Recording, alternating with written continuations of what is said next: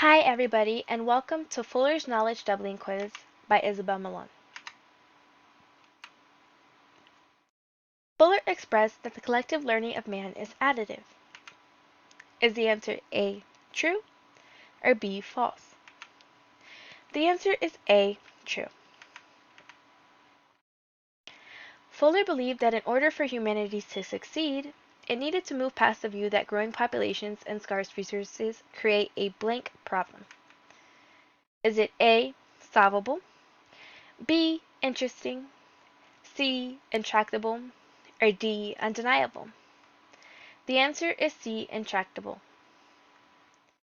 Whose central argument did Fuller not agree with? Was it A, Malthus, B, More, C, Thiele, or D, Kurzweil? The answer is A, Malthus. What structure is Fuller most well known for? Was it A, the triangular dome, B, the geodesic dome, C, the hemispherical dome, or D, the polyhedral dome? The answer is B, the geodesic dome. What were Dymaxion deployment units used for? Was it A, to house poor families, B, to shelter radar crews in remote locations with harsh weather in World War II, C, to hold bombs and other military equipment, or D, to help underdeveloped communities?